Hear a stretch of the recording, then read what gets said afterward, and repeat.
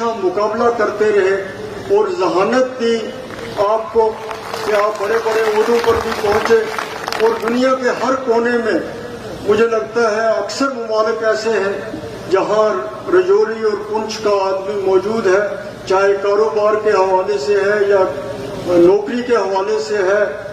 خاص طور پہ جو مسلم ممالک ہیں، بڑی تعداد میں آپ لوگ یہاں سے جاتے ہیں۔ اللہ تعالیٰ نے آپ کے لیے وہ ایک کاروبار کا، مزدوری کا، کمائی کا ذریعہ بنایا ہے، لیکن آپ سب سے بڑی بات یہ ہے، میرے کہنے کا مقصد یہ ہے کہ آپ محنتی لوگ ہیں، ذہین لوگ ہیں۔ خدا آپ کی اس محنت کو، ذہانت کو قائم رکھے۔ آپ کے پرابلم جو ہے، آپ کی جموں سے جو پنچ ہائی وے آتی ہے وہ اتنی بری حالت میں ہے کہ وہاں گاڑی لے کے چلنا بھی آپ لوگوں کی ہمت ہے۔ تو مجھے جب سے آپ نے پارلیمنٹ میں بھیجا، میں زیادہ تفصیل میں نہیں جاؤں گا، لیکن جو موٹے موٹے پرابلم جو بحیثیت ممبر پارلیمنٹ میرے ذمے تھے، میں نے وہ اجاگر کیے بھی ہیں، اور میرا وعدہ ہے آپ سے کہ اس سلسلے میں میں آپ کی مدد کروں گا۔ آج الیکشن کا ٹائم ہے، عمر صاحب یہاں پہ آئے ہیں، مجھے یقین ہے انشاءاللہ تعالی کہ ہماری جماعت کو کامیابی ملے گی۔ ہم اس وقت لوگ چاہتے ہیں، وہ پچھلے 10 سال سے ایک حکومت کے بغیر ہیں، اور 10 سال کے بعد یہ الیکشن آج ہو رہا ہے۔ اس الیکشن کی اپنی اہمیت ہے، اس الیکشن پہ سب کی نظریں لگی ہوئی ہیں، اور آج جہاں جہاں بھی ہم جا رہے ہیں، لوگ جوڑ در جوڑ نیشنل کانفرنس کے جلسوں میں آ رہے ہیں اور پیار اور محبت کر رہے ہیں۔ وہ سمجھتے ہیں کہ آج کے اس وقت میں نیشنل کانفرنس ان کے مسائل حل کر سکتے ہیں۔ خاص طور پہ جو ہمارے ساتھ 5 اگست 2019 کو ہوا، اس فیصلے کو لوگوں نے قبول نہیں کیا کہ ایک پوری ریاست کو توڑ کے 2 یوٹیز میں تقسیم کیا گیا۔ ہماری ترقیاتی کام روکے گئے، نوکری کے معاملے روکے گئے، بہت زیادہ مشکلات اور پریشانیاں لکھن پور سے لے کے لے تک یہ پریشانیاں بڑھی ہیں، ان میں کمی نہیں آئی۔ تو میں آپ کے اور عمر صاحب کے درمیان زیادہ نہیں رہوں گا، آپ مجھ سے زیادہ جانتے ہیں۔ آپ نے یہاں سے ہمارے کینڈیڈیٹ جو نیشنل کانفرنس کے ہیں ان کو ووٹ دینا ہے، اسی لیے میں بھی آیا تھا۔ آپ سب کا بہت بہت شکریہ۔ السلام علیکم۔ سب سے پہلے تو اپنے طرف سے جماعت کے قائد جناب ڈاکٹر فاروق عبداللہ صاحب کی طرف سے میں مینڈر کے تمام ووٹروں کا، جو حال ہی میں پارلیمنٹ الیکشن ہوئے جس میں آپ لوگوں کی ووٹوں کے نتیجے سے ہمارے امیدوار جناب میاں الطاف صاحب بھاری اکثریت سے کامیاب ہو کے اور پارلیمنٹ میں ہماری نمائندگی کر رہے ہیں، اس کے لیے میں فردن آپ سب کا شکر گزار ہوں۔ 10 سال کے بعد یہ انتخابات کا دور دوبارہ ہمارے سامنے ہے۔ پہلا فیز جو ہے وہ چند دن پہلے اننت ناگ جو جنوبی کشمیر ہے وہاں سے الیکشن ہوئے، چناب کی وادی سے ہوئے، اور فی الحال جو وہاں سے رپورٹیں آ رہی ہیں انشاءاللہ اکثریت سیٹوں کی اس فیز میں جو ہے نیشنل کانفرنس اور کانگریس کے امیدوار جو ہے جیت کے آئیں گے۔ اب رہی بات دوسرے فیز کی، جیسے میں نے کہا 10 سال کے عرصے کے بعد مجھے دوبارہ مینڈر کی سرزمین پہ آ کے جاوید رانا صاحب کے لیے ووٹ مانگنے کا موقع جو ہے حاصل ہوا ہے۔ اس 10 سال کے عرصے میں بہت کچھ بدلا جموں کشمیر میں۔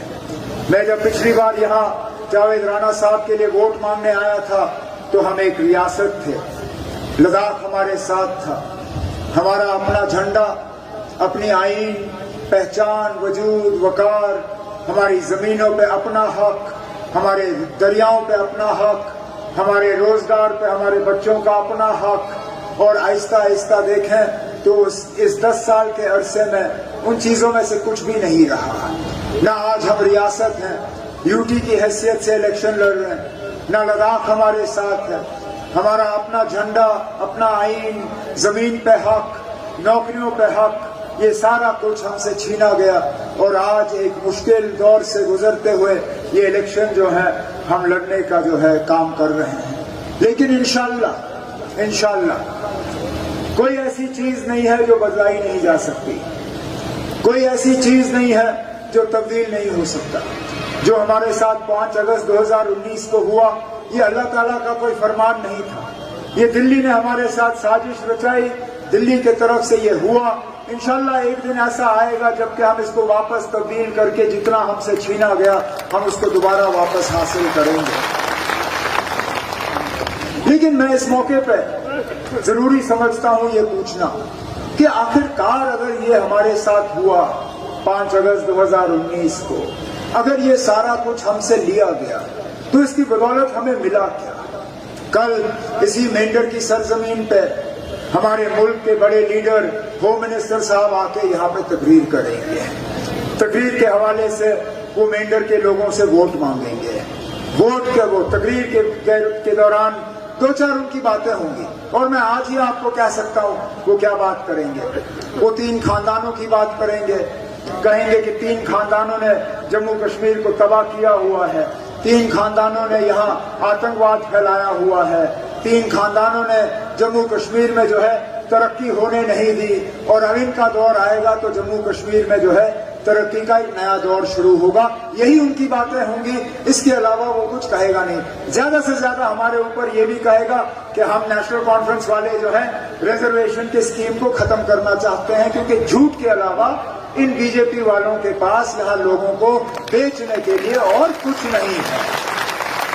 الٹا میں ہوم منسٹر صاحب سے یہ پوچھنا پسند کروں گا کہ جگہ جگہ جب بی جے پی والے الیکشن میں کیمپین کرتے ہیں تو ڈبل انجن سرکار کی بات ہوتی ہے، کہتے ہیں کہ ڈبل انجن سرکار ہوگی تو بہت ترقی ہوگی، کہتے ہیں کہ جب دلی میں وزیر اعظم ان کا ہوگا اور ریاست میں وزیر اعلیٰ ان کا ہوگا تو بڑی ترقی ہوگی۔ ٹھیک ہے نا، ہم بھی مانتے ہیں ترقی ہونی چاہیے، لیکن جموں کشمیر میں اب 10 سال سے ہم ان کا ڈبل انجن حکومت دیکھ رہے ہیں۔ 10 سال ہو گئے یہاں ڈبل انجن سرکار کو۔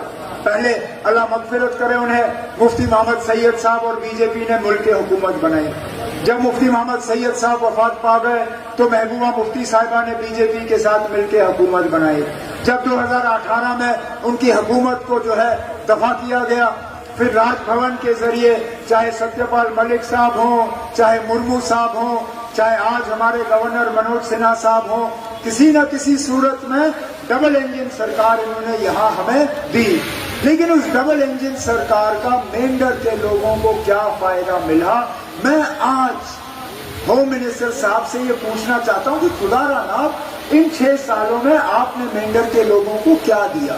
کیونکہ جتنے بھی کام گنے گئے ہیں فی الحال، جو جاوید رانا صاحب نے اپنی تقریر کے دوران گنے، جو میرے ساتھیوں نے اپنی تقریروں کے دوران گنے، وہ سب 2014-15 کے کام ہیں، اس کے بعد کچھ نیا نہیں آیا۔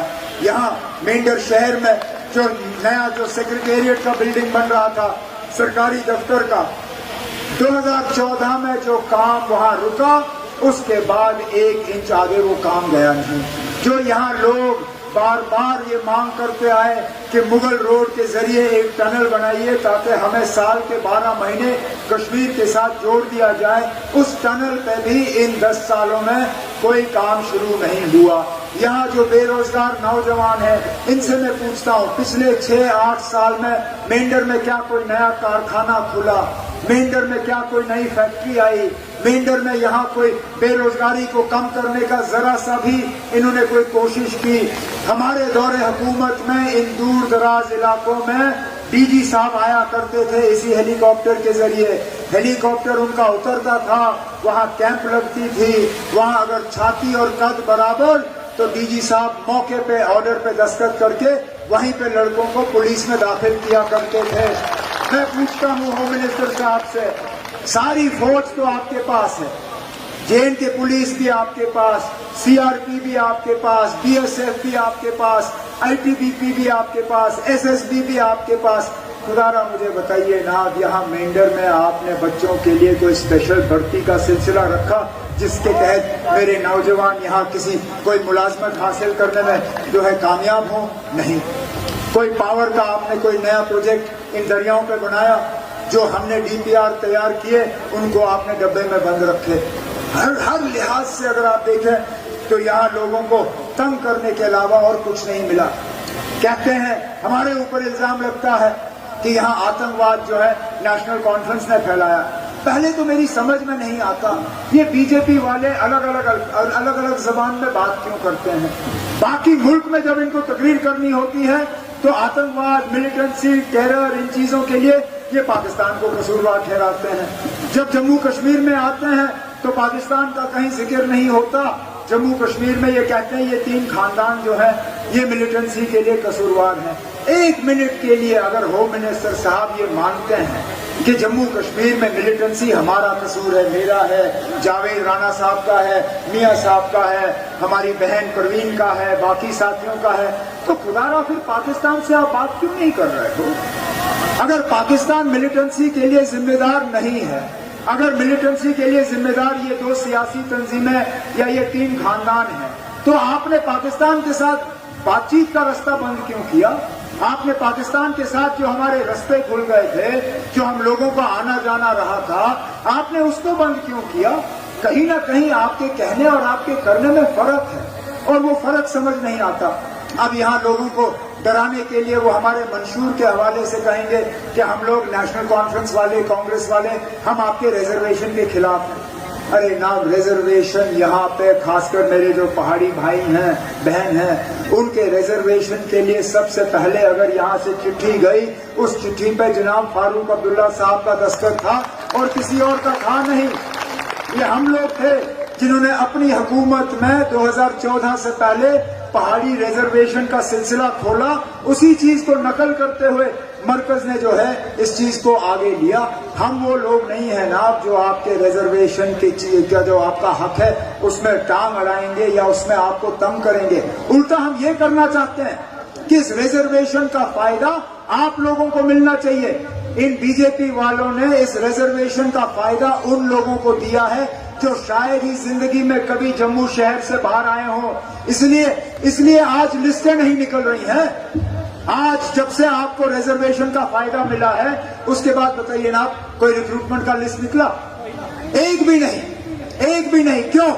کیونکہ وہ جانتے ہیں کہ اگر الیکشن سے پہلے انہوں نے ریکروٹمنٹ کی کوئی لسٹ نکالی تو ان کا سارا جھوٹ آپ کے سامنے بالکل کلیئر ہو جائے گا.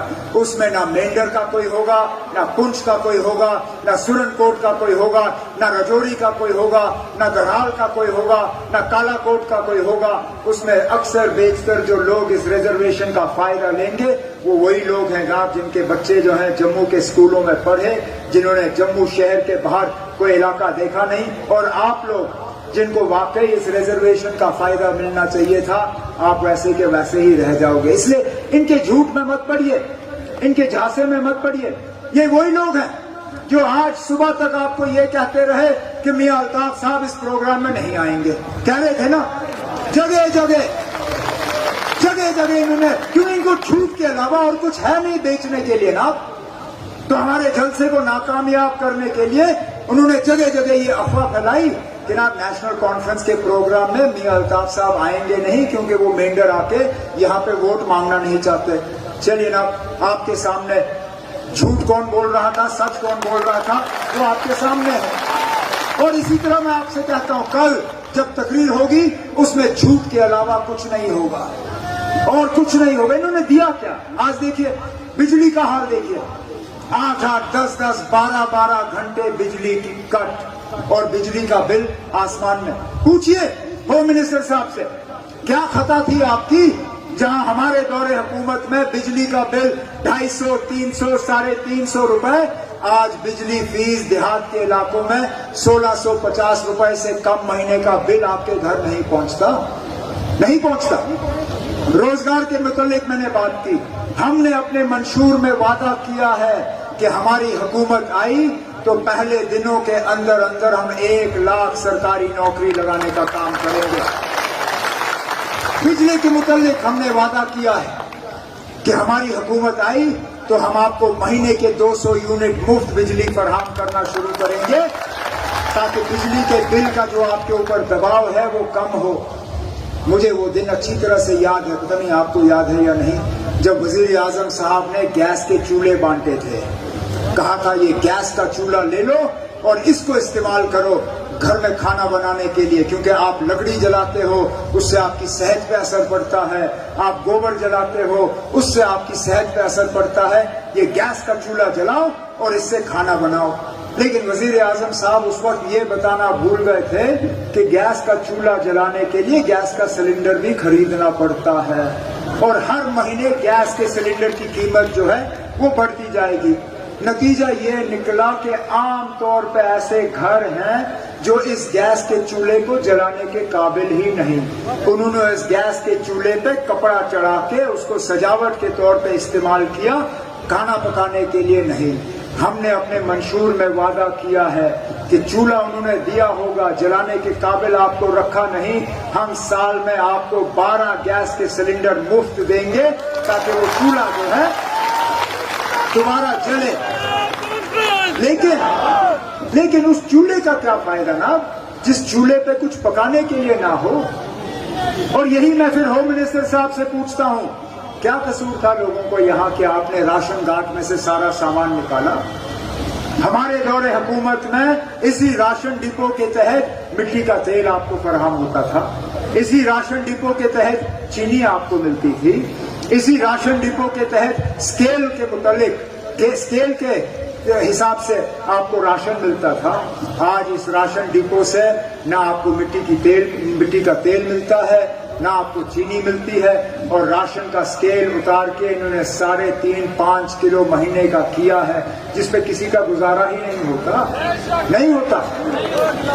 اور ہم وعدہ بند ہیں کہ ہماری حکومت آئی تو ایک تو ہم دوبارہ آپ کو مٹی کا تیل اور یہ چینی فراہم کرنا شروع کریں گے، اور راشن کا اسکیل بھی بڑھائیں گے تاکہ آپ لوگوں کا گزارا ہو۔ فارسٹ رائٹ ایکٹ کے تحت ان جنگلوں پہ پہلا حق ہمارے گجر بکروال بھائیوں کا تھا، اس حق سے آپ لوگوں کو محروم رکھا گیا۔ ہم نے اپنے منشور میں وعدہ کیا ہے کہ انشاءاللہ ہماری حکومت آئی تو فارسٹ رائٹ ایکٹ کے تحت ان جنگلوں پہ پہلا حق آپ کا ہوگا، پھر کسی اور کا۔ اسی طرح ہمارے دریاؤں پہ ریت نکالنے کے لیے، پتھر نکالنے کے لیے، یہ ہم نکالتے تھے، اس کا حق ہمارا ہوتا تھا، ان لوگوں نے باہر سے لوگ لائے اور یہ ٹھیکے ان کو دیے۔ انشاءاللہ ہمارے منشور میں ہم اس بات پر وعدہ بند ہیں کہ جہاں جہاں بڑا پروجیکٹ بنے گا، چاہے وہ بجلی کو لے کے ہو، سڑک کو لے کے ہو، ٹنل کو لے کے ہو، چاہے وہ دریا سے ریت یا پتھر نکالنے کی بات ہو، جہاں پہ بھی یہ پروجیکٹ بنیں گے وہاں پہ روزگار کا پہلا حق ہمارے نوجوانوں کو ہوگا، پھر کسی اور کو ہوگا۔ لیکن ان سب چیزوں کو ممکن بنانے کے لیے آپ کو ایک بات کا خیال ضرور رکھنا پڑے گا کہ آپ کے ووٹ تقسیم نہیں ہونے چاہیے۔ اب یہ بی جے پی والے آئیں گے اور آپ سے ووٹ مانگیں گے، میں تو پہلے اس بی جے پی کے کا جو امیدوار ہے اس سے پوچھتا نا آپ کی سیاست کیوں اتنی بدل جاتی ہے؟ پتہ ہی نہیں چلتا نا، آپ ایک دن اس سائڈ ہو تو دوسرے دن دوسرے سائڈ۔ مجھے وہ دن اچھی طرح سے یاد ہے جب 1 سال پہلے 370 کو لے کے معاملہ سپریم کورٹ کے سامنے تھا، سپریم کورٹ کے سامنے 370 ہٹانے کے خلاف میں مظفر بیگ صاحب کے ساتھ یہی بی جے پی کا امیدوار کھڑے ہو کے اس وقت سپریم کورٹ کو لیکچر کر رہا تھا۔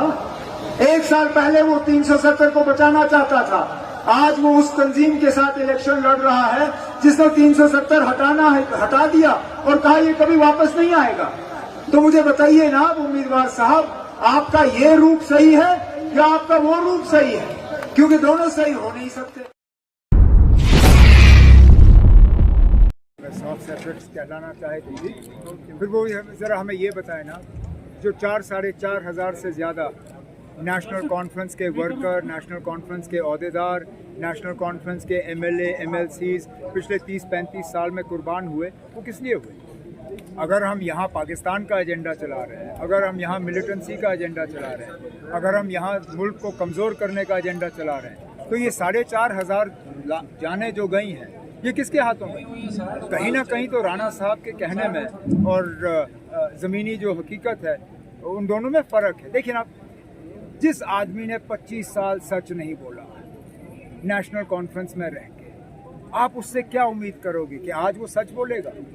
جس نے 25 سال جموں کے لوگوں کو دھوکہ دیا، مجھے دھوکہ دیا، یہاں کے لوگوں کو دھوکہ دیا، उस आदमी से आपको कभी सच सुनने की उम्मीद नहीं उन्होंने रखनी ये भी चाहिए। कहा कि 2014 में मैं भी उनके साथ था, तो हमारी बात हुई, हम अमित शाह और उसको ये तभी याद आया जब वो बीजेपी में गया। लेकिन अब वही मैं कह रहा हूँ, 2019 में भी कोशिश करी कि जिस आदमी ने 25 साल मुझे धोखा दिया, वो आज लोगों को क्या सच बोलेगा? वो तो धोखेबाज आदमी है ना। अब मैं उसको ज्यादा वक्त जाया ही नहीं करूँगा। सर आपने सवाल पूछा नहीं तो मैं इस चीज को पकड़ी है ना।